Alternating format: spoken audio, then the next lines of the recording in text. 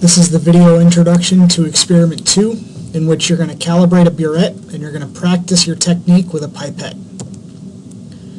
The goal of this experiment, first of all, is to remind yourself how to use a volumetric pipette, which you should have learned how to do in your general chemistry lab. You're also going to calibrate your assigned 50 milliliter Buret. You're going to use the calibration that you make in this experiment for all subsequent experiments. For the pipette practice, there is a rack filled with 10 milliliter pipettes at your bench. You'll take one, practice filling it up, dispensing the liquid just one time after another. You don't have to do anything with it, just practice a few times until you're sure that you've got the technique down. Your lab manual has instructions specifically for how to do this, and of course if you're confused you should ask questions so that you make sure that you get it right. Pipetting accurate volumes is going to come into play several times in your experiments in this class, and it's going to affect your accuracy grades. So now is a good time to get some practice. The second thing you're going to do is calibrate your Buret. And so you're going to dispense volumes from 15 milliliters up to 50 into small Erlenmeyer flasks. You're going to weigh the water that you dispense, and you're going to use the density of water at whatever temperature it is in the lab to figure out, using the analytical balance, what volume you actually did dispense. There will be a mismatch between what you think you delivered and what you actually delivered. So this is what we're talking about when we say a calibration. You're going to make a plot for this, but it's not going to be a straight line calibration curve. It's going to be something that goes up and down, very close to 0 milliliters, should be very small corrections. I'll show you an example later in this video. The equipment that you're going to have when you walk into lab, your Buret, which is in the cabinet at the front of the room. Again, a reminder, your Buret number is your drawer number. You're going to have a few small 50 milliliter Erlenmeyer flasks. You'll also have a thermometer at your bench for monitoring the water temperature. You should use a 1,000 milliliter beaker and a 150 milliliter beaker from your drawer. The 1,000 milliliter beaker you should fill up right at the beginning and keep the thermometer in it for most of the time. This is going to be your room temperature water. When the water comes out of the sink initially, it's a little bit cold and then it'll warm up. You don't want it to change temperature during a trial.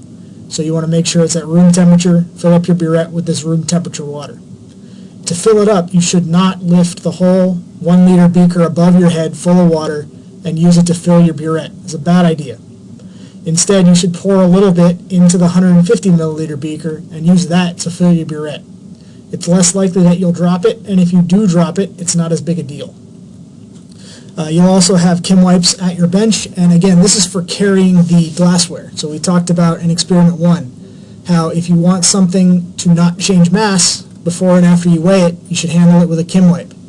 That goes for the small Erlenmeyer flasks in this lab. You're going to weigh them, put water in them, and weigh it again. You don't want to be weighing the addition of mass from your oils on your fingers. So you use your chem wipes to carry the flasks. And then you're going to use your analytical balance that was assigned to you. So when we use a Buret, the first thing, to get an accurate control of the stopcock, you should do this with your left hand, and it's wrapped all the way around the stopcock so that you can make fine adjustments. If you use your right hand and you're not holding on to the Buret and the stopcock at the same time, it's harder to make small motions and dispense small volumes of water. Second thing is reading the meniscus. So on the right hand side here you can see a picture of the meniscus of the Buret, and it's obviously very curved. The general rule is to read this meniscus at the very bottom. Now this rule goes out the window when the liquid is dark and you can't see the bottom of the meniscus, but for water you should always read the bottom.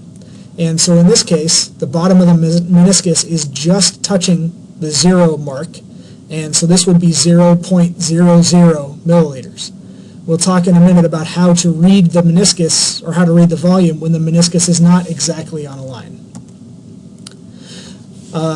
So you can see that situation here, and so you can look at this meniscus and it's about 15 milliliters, but is it 15? Is it 14.9? Is it somewhere in between? A Buret is a piece of graduated glassware, and so like all graduated equipment, you should read all the digits you can on the scale that it's graduated with, and then you should estimate the next one. Your Buret is marked to the 10th place. There are 10 lines between each of the milliliter marks on the Buret. And so you can read 14.9, or 15.0 something. The something is an estimation, and you should estimate this in steps of 0.02 milliliters. That's how these burettes are designed.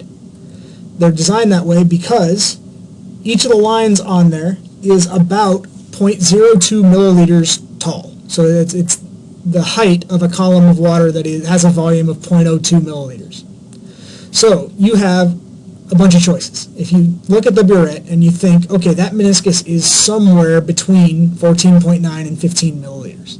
So you have the following choices for volumes. If it's exactly on the upper line, you say it's 14.90. If it's below that line, but more or less touching it, you say that's 14.92 milliliters. If it's below but not quite touching it, you have 14.94, and so on until you get all the way down to a meniscus that's touching the lower line, which would be 15.00. There are some burettes that are not this good, and so you have to estimate between 14.90 or 95 or 15.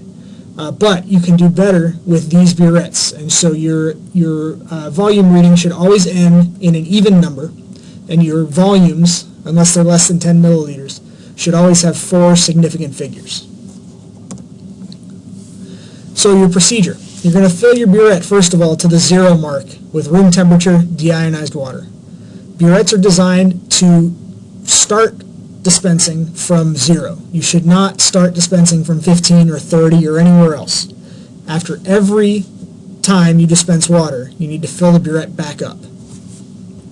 You're going to dispense the appropriate amount of water into the 50 milliliter flask, whatever you're trying to dispense, and then you should read the volume.